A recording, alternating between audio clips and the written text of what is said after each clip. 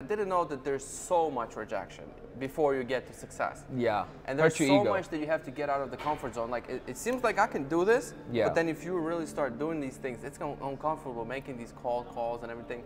I never thought about the video is going to work. You know, these video things is a thing that this is going to produce clients. I never thought about it. Well, they didn't exist in 2017. Yeah, so now nobody wrote about it. So like, I only figured it out like 9 months after being an agent that the videos could. My very first videos took me 6 hours before I even posted it. Then I took it off. I can't find it nowhere. It was crazy, you know. My first video was tough.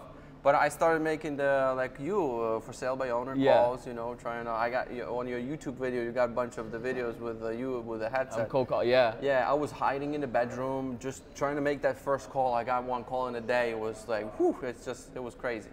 But I was door knocking too, all these things. But then with the video, I started doubling every year, and that's how I kind of been growing my business. And so you're from video marketing as well, then? Yeah, most of everything I do, but I also niche down. I niche down pretty good. To what? I speak Ukrainian. Genius. So I just started sharing all of my content into Facebook groups where Ukrainians are hanging out. And that's how I was able to grow pretty good, yeah. That's actually, because some people might say, oh, are you born here or no? No. So how old were you when you came here? 2009 I came, so 19. 2009? Yeah. And you were 19 years old? Yeah.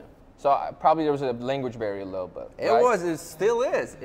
So that could be an advantage or a disadvantage, right? You took it as an advantage because you took care of your audience. Well, I speak another language, so I took it as an advantage. 100%. But, you know, speaking English, like a little broken English a little bit. Still, I have a little broken English. You'd be all right. I don't care, you know. Yeah. Like it's my strength. You know, I'm not like everybody else. You know, I got a little accent. Just by talking, you're different. Yeah. Right. So it stands out right away. Yeah. But here's what I noticed now. When I'm in front of the seller. Sometimes I cannot connect on the level that American can connect. You know, I don't know much about American football. You know, I know soccer. I know soccer. I don't know baseball. I know American football. I don't know a lot of stuff. I wish I have to probably start. So there's like a cultural gap for you? Yeah. I see. I can't connect on a deeper level. I can just surface. And then that's been, you know, a little bit like a little challenge for me. Yeah. In a number of sales, I mean, I'm pretty happy at what we're doing.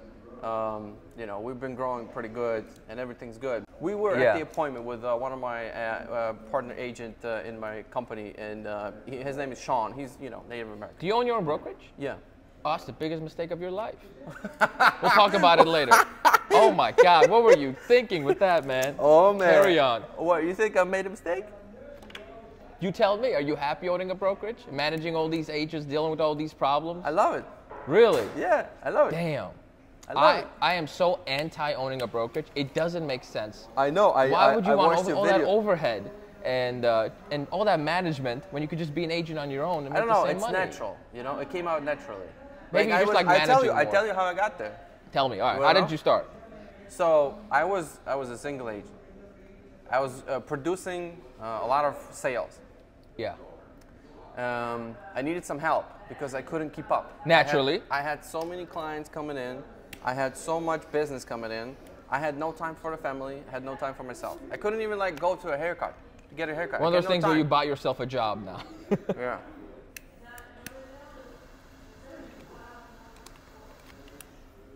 So then what happened? Sorry for a pause. You're good. Dramatic effect. So I started growing, and I needed some help. So I started reaching out for some help. I got some help. I got one agent who decided to help me. My wife was helping me with the sales. Then I noticed that a lot of agents also reaching out to me. They want to get their license, and they want to get into, you know, selling. So one got licensed, the other one got licensed. I started to help them get going. Yeah.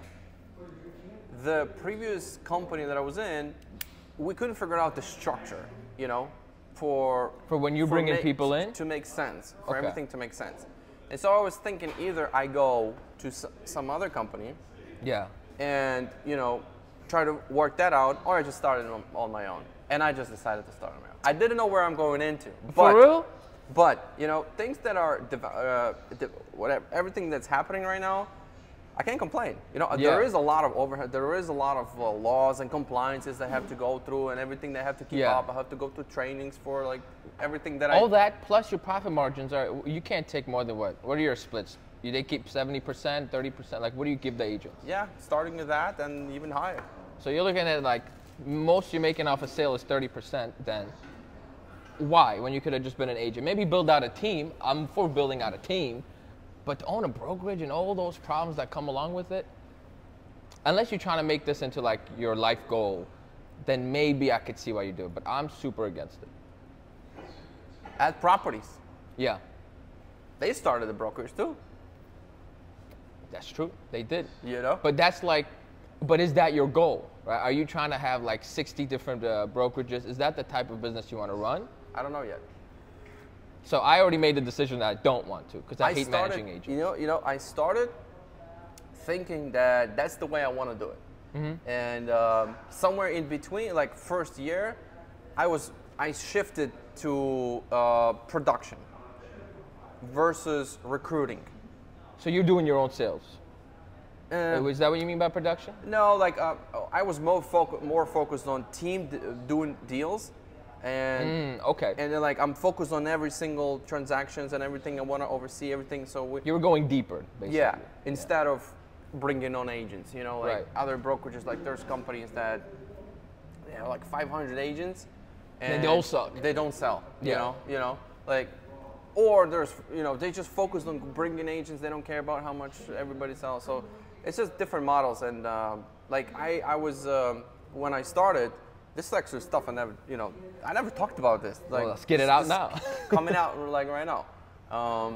It was a little bit of like, I started for this reason, but I'm doing this for a little different. Now I'm coming back to, it's like, I'm a little bit, I didn't know where I'm going into, but so far I'm happy. But you took action, which is a sign of, prosperity. Same thing with real estate sales. I got into the business, I thought it's going to be different, but then you have to figure it out. Now you're, But hey, you landed on your feet. You figured it out. So for you, so you're not sure where you're taking the business, right? You don't know if you want to grow it or just make it, like turn it into just like something that makes money for you so you don't have to be in production. I want to grow it, but I just don't know if I want to be like, 5,000 agents or 1,000 agents, Right. I don't know yet. Well, we got to get some clarity on that, brother. yeah. We'll figure it out, as we go. Slowly we're going to be growing, you know. So when did you start your brokerage? Like 2 years ago? 2021. Oh, so you've had it for a couple years now. 2 years. How many agents you got? Right now we're 25. So that's a good amount. So how is the management because now you got to pay for admin staff, right? You got to have a front desk lady, right? You got to have a managing broker. So this is I'm overhead. The managing broker. You're the managing broker. And both. It saves you a little bit then. Okay. But still, it's just so much extra you got to do on top of. Are you still in production? So, a little bit, yeah. Not a little bit. I am, but. I'm helping agents a lot with the clients that come to me. I help the agents too. I refer them to my agents. Got it. Okay, so they get going faster. So you're using your book of business to help the agents underneath. Yeah. I think if anyone's going to start a brokerage, that's the best way to do it. Is because you're an operator as well, right? For example, if one of your agents messes up with the client, you could plug in and fix any issues that happen, right? Or you have your own business you can pass down. We got a lot of training that's going on every week. We get together in person. That's kind of something that we started doing, and everybody just loves it. All these things. I kind of enjoy all this stuff. I don't know. I never. Maybe you like that part of the process. I hate that part of the process. I can see it because I thought so too. I thought that I remember like seeing agents that don't produce. They would piss me off. Like I don't want to answer your questions because you're not putting your best. Yes. But as soon as I started getting into training and recruiting and developing, that I want to help, It's kind of like, I don't know. It's just coming out a little different for me right now. So we have so you help by owning your own brokerage. I help by making YouTube videos. Either way, we're both helping the agents. I just don't want to be so hands-on. I actually do YouTube videos too. He's everywhere. Those are kind of like lessons, but yours is, you're doing it for longer. You're like more, I don't know how you do your videos, but they're like more thought through. Like you prepare for that. You know what? I'm going to tell you a secret. I'm going to expose myself right now. I don't think about them at all. I just think of a title, and I hit record off the dome. Really? I don't have scripts. I don't have nothing. At That's best, what I'll we've have been doing bullet with points. Carlos, and now we start like thinking, hey, we gotta maybe like prepare for these because they're like surface level. But yours are a little bit deeper. You know, you come in with little topics, you go in a little deeper. When you're in the business, I mean, things pop up, right? Every week I'll have a problem that come up, and that will allow me to go deeper. So the more experience I have, the deeper I can go.